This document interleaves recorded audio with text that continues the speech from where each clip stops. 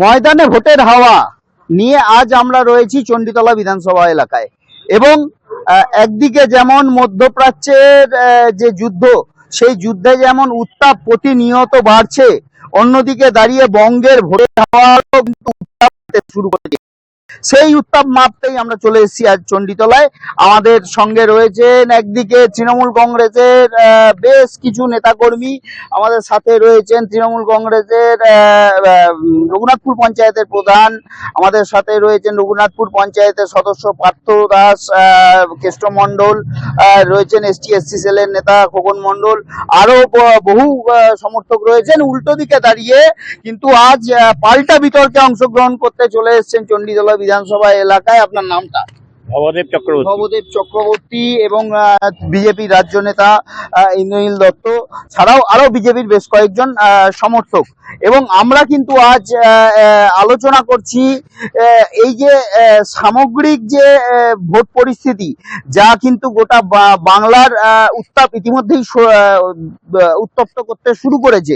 একদিকে যেমন এসআইআর, পাশাপাশি দাঁড়িয়ে এসআইআর এ ইতিমধ্যেই কিন্তু 64 লাখ মানুষের নাম বাদ পড়েছে। অন্যদিকে দাঁড়িয়ে 60 লাখ মানুষ এখনো কিন্তু ভোট দিতে পারবেন কি পারবেন না তা কিন্তু নিশ্চিত নয়।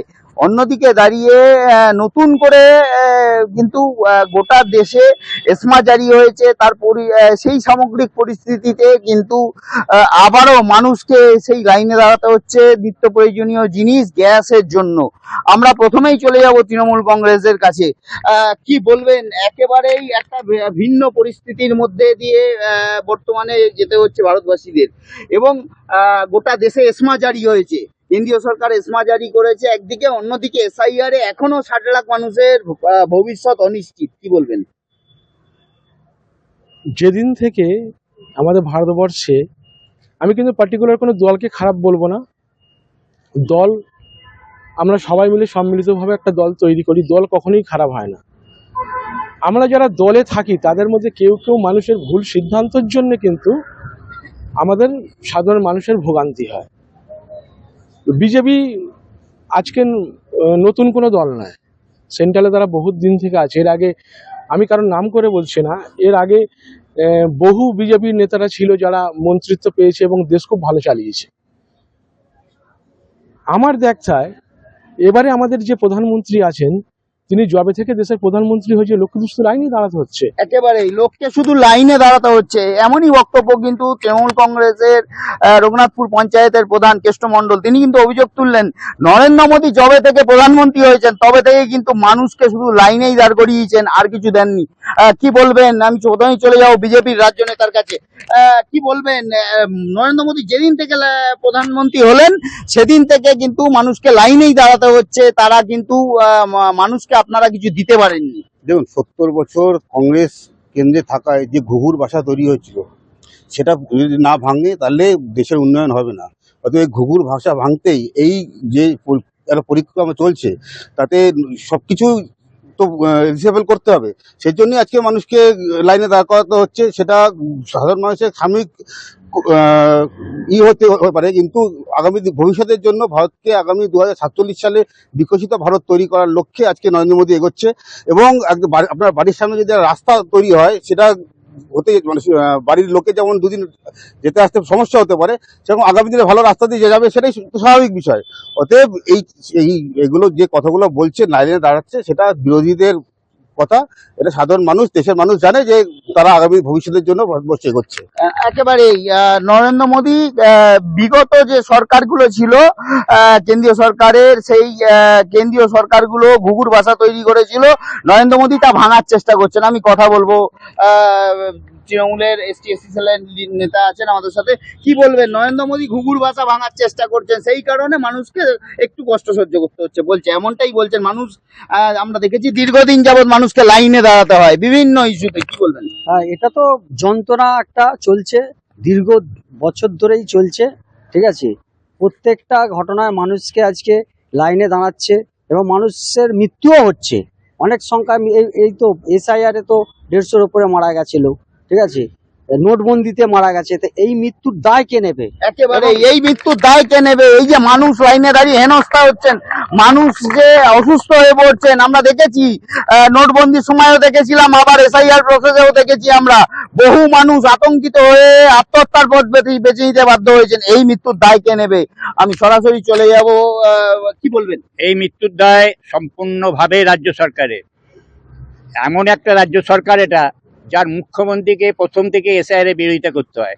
এখানে প্রত্যেকটা বিএলও সরকারি কর্মচারী তারা তাদের সামনে না এগিয়ে দিয়ে অন্যান্য একটা প্রশ্ন ছিল, রাজ্য সরকার তো কোথাও এসআইআর ঘোষণা করেনি এবং রাজ্য সরকার লাইনে দাঁড় করায়নি। রাজ্য সরকারই তো বাধা দিয়েছে, প্রথম এসআইআর করতে বাধা দিয়েছে প্রথম রাজ্য সরকার। এবং রাজ্য সরকারের এই ভুল নীতি, ভুল তথ্য, আজকে আরো যে 11টা রাজ্যে কোথাও তো কোনো তাদের সরকারি কর্মচারীকে এরকম হেনস্থা হতে হয়নি। হয় সরকারি কর্মচারী, রাজ্য সরকারের পক্ষ থেকে বারংবার বলা হয়েছে, রাজ্য শাসক দলের পক্ষ থেকে, যে এসআইআর এ বৈধ ভোটারের নাম যাতে বাদ না যায়, এটাই আমরা বলেছি, ওরা বলেনি। ওরা চেয়েছিল এসআইআরটা না হোক, এই প্রক্রিয়াটা না হোক, ভুতুরেরা আবার ভোট দিয়ে যাক, তাদের যে অনুপ্রবেশকারী রোহিঙ্গা তারা আবার ভোট দিয়ে যাক। মানে কত রোহিঙ্গা কত বাংলাদেশি এখনো পর্যন্ত পাওয়া গেল? যাবে, আস্তে আস্তে পাওয়া যাবে। একেবারে কত রোহিঙ্গা এবং বাংলাদেশির কথা যখন এলো, আমরা কথা বলে নেবো তৃণমূল কংগ্রেসের সাথে। কটা রোহিঙ্গা এবং বাংলাদেশি পাওয়া গেল, কি বলছেন তারা? কি বলবেন, কত রোহিঙ্গা বাংলাদেশি ইতিমধ্যে ধরা পড়লো বা চিহ্নিত হলো? এসআইআর বিজেপির হচ্ছে বুমেরাং। এসআইআর আগেও হয়েছে, এইভাবে আতঙ্কের মধ্যে দিয়ে এসআইআর কোনোদিন হয়নি। এসআইআর ফ্লপ করেছে, তার জন্যই এদের পরিবর্তন যাত্রায় লোক হচ্ছে না, মিটিং মিছিল হচ্ছে না। নির্বাচনের বহু আগে বিজেপি পশ্চিমবঙ্গের মাটিতে ফেরে বুথ হয়ে গেছে। তাই আমাদের বিশ্বাস, এসআইআর সঠিকভাবে হলে বিজেপি আরো হারতো। 7 লক্ষ বিচারাধীন, এই বিচারাধীন মানুষের আজকে ভোটার অধিকার নিশ্চয়তা আছে। প্রধানমন্ত্রী আগে এই 60 লক্ষ মানুষের গণতন্ত্র ফিরিয়ে দেওয়ার ব্যবস্থা করুক। একেবারে ফাঁকা মাঠে পরিবর্তন যাত্রা, এমনটাই কিন্তু বলছে, অভিযোগ তুলছে তৃণমূল কংগ্রেস। আমি সরাসরি চলে যাবো, ফাঁকা মাঠে পরিবর্তন যাত্রা করছেন, আপনাদের পরিবর্তন যাত্রায় মানুষ অংশগ্রহণ করছেন। দেখুন, প্রথমে জানতে হবে পরিবর্তন যাত্রার কনসেপ্টটা কি আছে। যদি পরিবর্তন যাত্রায় যদি সব মানুষ নিয়ে যদি আমরা রাস্তা জ্যাম করে এগোতাম, তাহলে সারা রাস্তা ব্লক হয়ে যেত। অতএব আমাদের কনসেপ্ট ছিল রথ যাবে, বিভিন্ন জায়গায় মানুষ দাঁড়াবে, এরকম সম্বোধনা দেবে, এটাই কনসেপ্ট। রাস্তায় যদি রাস্তা জ্যাম করে যদি আমরা পরিবর্তন যাত্রা করতাম, তখন বিরোধীরাই বলতো রাস্তা জ্যাম করে মানুষের কে হেনস্থা করে বিজেপি রথযাত্রা বার করেছে বা পরিবর্তন যাত্রা বার করেছে। অতএব ফুল কনসেপ্ট এবং তারা ভয় পেয়ে গেছে। আগামী পশ্চিমবঙ্গে দেখা যাচ্ছে কিন্তু বিজেপির যে বিভিন্ন বড় সভা হচ্ছে, সেখানে কিন্তু সাধারণ মানুষ তো দূরের কথা, আপনাদের গোষ্ঠীদ্বন্দ্বের কারণে দেখা যাচ্ছে কিন্তু দলেরই সমস্ত কর্মী। দেখুন, আপনাদের চ্যানেলের মাধ্যমে আমরা দেখতে পাচ্ছি বিজেপি কর্মীদের তৃণমূল কিভাবে হেনস্থা করছে। যেখানে বিজেপি কর্মীরা যাচ্ছে মিটিং মিছিলে, সেখানে আপনাদের তৃণমূল কংগ্রেসের গুন্ডা বাহিনী তাদেরকে আক্রমণ করছে, যেতে বাধা দেওয়া হচ্ছে। সেখানে বিচ্ছিন্ন ঘটনা কিছু জায়গায় হচ্ছে, যেখানে মানুষ যেতে পারছে না। কিন্তু একেবারেই আমরা কথা বলবো তৃণমূল কংগ্রেসের সঙ্গে, তৃণমূল কংগ্রেস বাধা দিচ্ছে তাই বিজেপি কর্মীরা যেতে পারছেন, এমনটাই বলছেন। কি বলবেন, তৃণমূল কংগ্রেস বাধা দিচ্ছেন, আপনারা বাধা দিচ্ছেন, সেই কারণে বিজেপি পরিবর্তন যাত্রা ঠিকভাবে সংগঠিত করতে এর মতো হাস্যকর কথা মনে হয় আর কোনো দুকানা নেই। যদি তৃণমূল কংগ্রেস বাধা দেয় আজকে, তাহলে বিজেপি আজকে এই পরিবর্তন করতে পারতো, পরিবর্তন যাত্রা প্লাস এসআইআর করতে পারতো। আজকে এসআইআর এর মতো জিনিস করেছে, গ্যাসের দাম দিনের পর দিন বাড়ছে, আজকে মানুষ যাবে কোথায়? গোটা দেশে এসমা জারি হয়েছে, গ্যাস পাওয়া যাচ্ছে না, মানুষ আবারও লাইনে দাঁড়াতে হচ্ছে। মানুষ যাচ্ছে তাই অবস্থা। এই তো মহিলারা এখানে দাঁড়িয়ে আছে, মহিলাদের কি বলবেন, আপনারা তো প্রতিদিন হেসেল ঠেলতে হয় আপনাদের, গ্যাস পাওয়া যাচ্ছে না, একেবারে নাজেহাল পরিস্থিতি, সবটা মিলিয়ে কি বলবেন? এতদিন আমরা মহিলারা সব সুখে ছিলাম, সুখে বসবাস করছিলাম, মমতা ব্যানার্জির দৌলতে, দিদির দৌলতে আমরা সুখে বসবাস করছিলাম। কিন্তু প্রধানমন্ত্রী আমাদের আবার সেই পুরনো আদিম মানুষের যুগে ফিরিয়ে নিতে চাইছে, যার জন্য আজ থেকে আমরা সবাই কাঠ কয়লা নিয়ে রান্না করতে হচ্ছে। একেবারে এই প্রধানমন্ত্রী চাইছেন যাতে আবার সেই পুরনো দিন ফিরে আসে, কাঠ কয়লার দিন ফিরে আসে। সেই কারণে কিন্তু গোটা দেশে গ্যাস যথেষ্ট পরিমাণ থাকা সত্ত্বেও এসমা জারি করা হলো। সবার আগে একটা দেশে যে যুদ্ধটা লেগেছে 3টে দেশের মধ্যে, ঠিক আছে, এখানে ভারতবর্ষ তো ডাইরেক্ট যুদ্ধ হচ্ছে না, তো এইরকম একটা পরিস্থিতির মধ্যে যে সংকটটা দাঁড়িয়েছে, সেই সংকটটার জন্য সাবস্টিটিউট ব্যবস্থাও নেওয়া হচ্ছে। সেটা আপনারা নিশ্চয়ই জানতে পারবেন আগামী দিনে। এখনো হোয়াটসঅ্যাপ নাম্বারে আপনাদের গ্যাসের জন্য নতুন করে নথিভুক্ত একটা যখন উষ্মা জারি হয়েছে কিছু দেশের সাথে, মধ্যপ্রাচ্যের দেশের মধ্যে যে জিনিসটা হচ্ছে সংকটের মধ্যে, এই সংকটটাকে তো অন্যরকমভাবে ভারতবর্ষের নাগরিক হিসাবে আমি প্রধানমন্ত্রীকে দায়ী চাপিয়ে দেওয়ার কোনো মানে হয় না।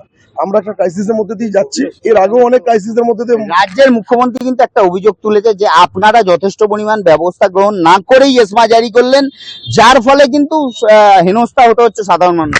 না দেখুন, আমি যেটা একটু আগে আমার পরবর্তী বক্তব্য আগে বলেছি এর আগে, যে দেখুন একটা যখন সিচুয়েশন এরকম হয়েছে, একটা পরিস্থিতি দাঁড়িয়েছে যে সংকটের মধ্যে, সেটা আমরা কামিং সুন খুব তাড়াতাড়ি সেটাকে প্রধানমন্ত্রী সারা দেশ জুড়ে যেটা হচ্ছে গ্যাসের যে সংকটটা দেখা দিয়েছে, এটা এমন কোনো বড় ব্যাপার হবে না। এটাতে আপনারা হোয়াটসঅ্যাপের মাধ্যম দিয়ে আমরা গ্যাসকে আগামী দিন নিজের মধ্যেই নিয়ে আসতে পারবো। কি বলে? দেখুন, আজকে আমরা ভারতীয় জনতা পার্টির পক্ষ থেকে গ্যাস ডিলারের কাছে গেছিলাম। তারা বলছে, তাদের সঙ্গে কথাবার্তা হয়েছে, তারা বলছে যে পরিস্থিতি তৈরি হয়েছে মানুষের মধ্যে, যেমন কোভিডের সময় প্যানিক তৈরি হয়েছিল, সেরকম প্যানিক মানুষের মধ্যে তৈরি হয়েছে এবং সকলে একসাথে এরকম গ্যাস বুকিং করতে হবে। রাজ্যের মুখ্যমন্ত্রী তো অভিযোগ তুলেছে আপনারা যথেষ্ট পরিমাণ ব্যবস্থা নেয়নি। মানুষ গ্যাস পাচ্ছে না, মানুষ গ্যাস বুক করতে পারছে না, এটাও বাস্তব। কেন এরকমটা হলো? দেখুন, মুখ্যমন্ত্রীর কাজ হচ্ছে কেন্দ্রের বিরোধিতা করা। আগে উনি নিজের দিকটা দেখুন, নিজে আগে ঠিক মতন রাজ্যটা চালাতে পারছে কিনা, সাধারণ মানুষ কি বলছে। আজকে তিলোত্তমা থেকে শুরু করে চাকরি প্রার্থীরা রাস্তায় দাঁড়িয়ে মৃত্যুবরণ করছে, হয়তো আগে নিজের দিকে তাকার মুখটা। একেবারেই যে বিজেপির পক্ষ থেকে একটা অভিযোগ উঠে এলো যে তৃণমূল কংগ্রেসের রাজ্য সঠিকভাবে চালাতে পারছে না তারা, এবং রাজ্যে দেখা গেছে যে বিভিন্ন রকম বিক্ষোভ আন্দোলন দেখা গেছে। এছাড়াও কিন্তু তারা চালাতে পারছে না, তার দায়টা কিন্তু তারা কেন্দ্রের ওপর চাপাবার চেষ্টা করছে। কি বলবেন? রাজ্য সরকার আজকে মানুষের সমস্ত কিছু আজকে ব্যবস্থা করেছে প্রকল্পের মাধ্যমে। সবাই জানে উন্নয়ন, রাস্তাঘাট, লাইট থেকে আরম্ভ করে মানে একদম সর্ব জায়গায় উন্নয়ন হয়েছে, ঠিক আছে। কি বলবেন, এত মানুষের মৃত্যু, আবারও লাইনে দাঁড়াতে হচ্ছে, আবারও হেনস্থা মানুষের। ব্যাপারটা হচ্ছে সবার প্রথম এখন এই মুহূর্তে পরিস্থিতিতে গ্যাসের সমস্যা নিয়ে সারা দেশ ভুগছে। আবার এই চিটিংবাজ সরকার যে বলেছিল সাবসিডি তুলে দিয়ে গ্যাস মানুষের দেশকে এগোবার জন্য গ্যাস বছরে 10টা করে পাবে, আবার বছরে 2টো গ্যাস কমিয়ে দিয়ে 8টা করবার পরিকল্পনা। এটা ওদের নির্বাচনী খরচ করে তোলবার জন্য মাথা পিছু 2টো করে গ্যাস মারাত্মক অভিযোগ, নির্বাচনী খরচ তোলার জন্য বিজেপি এই পরিকল্পনা করেছে, মারাত্মক অভিযোগ তুললো। কাজে চলে যাবো আমরা। বিজেপিকে অভিযোগ, তৃণমূল কংগ্রেসের অভিযোগ, আপনারা লাইনের সরকার। যাই হোক, তৃণমূল থেকে বললো যে গ্যাসের জন্য লাইন দিতে হচ্ছে। 2014 সালের আগে যখনই পরিবারের গ্যাস শেষ হয়ে যেত তখন প্রত্যেক দিনই গ্যাসের জন্য লাইন দিতে হতো। আজকে যুদ্ধকালীন পরিস্থিতির জন্য লাইন দিতে হচ্ছে।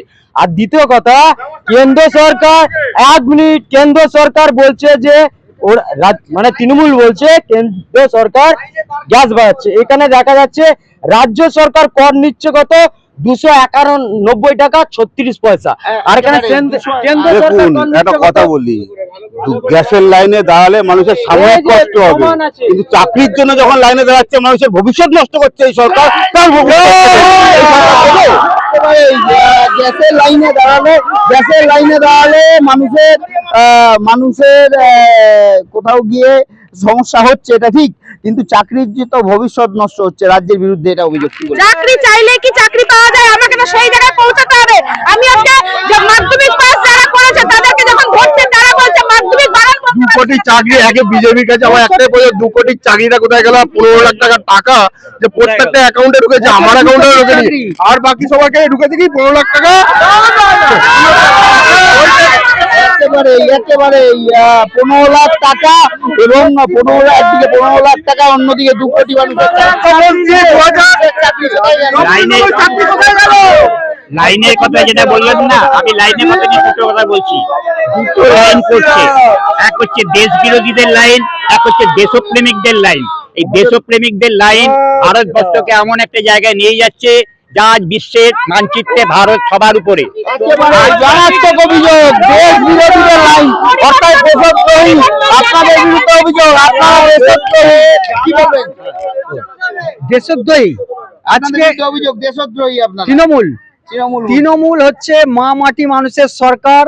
মানুষের খেটে খাওয়া মানুষের শ্রমজীবী মানুষের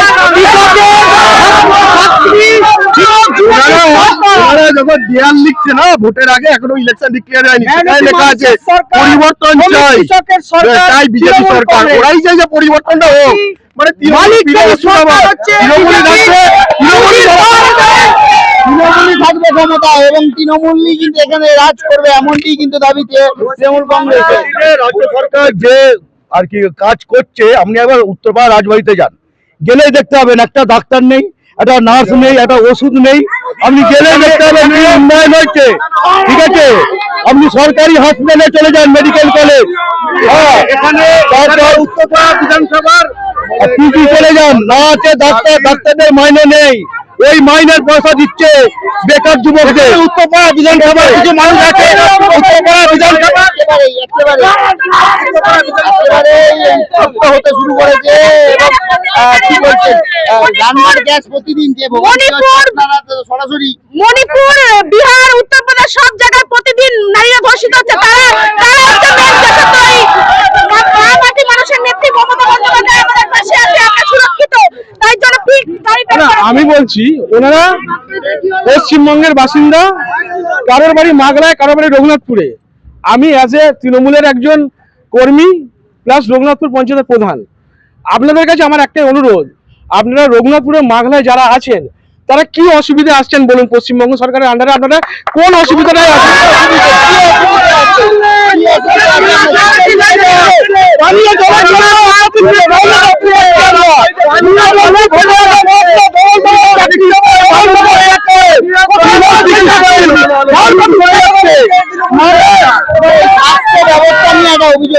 যে স্বাস্থ্য ব্যবস্থাগুলো বলছে তার ফ্যামিলির যে বাচ্চা কোন হসপিটালে হয়েছে জিজ্ঞাসা করুন, কোন হসপিটাল হয়েছে জিজ্ঞাসা করুন। আমি বলছি, আমি আপনাকে কথা দিচ্ছি, উত্তরপাড়া স্টেট জেনারেল হসপিটালে তাদের বাড়ির লোকের চিকিৎসা হয় এবং তার যে বাচ্চা সেটা উত্তরপাড়া স্টেট জেনারেল হসপিটালে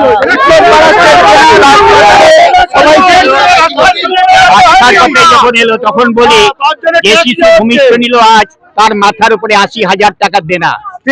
হসপিটাল তৃণমূল সরকারের ক্ষমতায় আসা হয়নি, এটা বহু পুরনো হসপিটাল, কিন্তু তৃণমূল আসার পরে এই সরকারের যে পরিষেবা, যে স্বাস্থ্য ব্যবস্থা, তার কি হাল সেটা আমরা গেলেই দেখতে পারবেন। বাজে কথা বলছে, বাজে কথা বলছে। এখনো গিয়ে দেখে আসুন উত্তরপাড়া স্টেট জেনারেল হসপিটালে একটাও সিট ফাঁকা নেই। বিজেপির কোন নেতা ওই জেনারেল হসপিটালে ভর্তি হয়েছে রাজবাড়িতে, সেটা আমাকে একটা রিসিপ্ট দেখান তো, একটা রিসিপ্ট দেখান যে হ্যাঁ স্টেট জেনারেল হাসপাতালে বিজেপির নেতারা কি প্রাইভেটে ট্রিটমেন্ট করেন, তারা সরকারি হাসপাতালে ভর্তি হতে হয় না তাদের, এমনটা অভিযোগ, কি বলবেন? দেখুন, পাগলের প্রলাপ বকছে সাধারণ মানুষের। আপনাদের চ্যানেলে খবর করবেন যে উত্তরপাড়া হাসপাতালের বেহাল অবস্থা। আমার কথা নয়, কোন রকম স্বাস্থ্য ব্যবস্থা বেহাল, স্বাস্থ্য ব্যবস্থা, শিক্ষা চাকরি না, এখানে কি সরকারের চাকরি পেতে গেলে রেট থাকে, কত চাকরিতে কত টাকা দিয়ে চাকরি পাওয়া, হসপিটালে কিছুই না, সেটা আছে।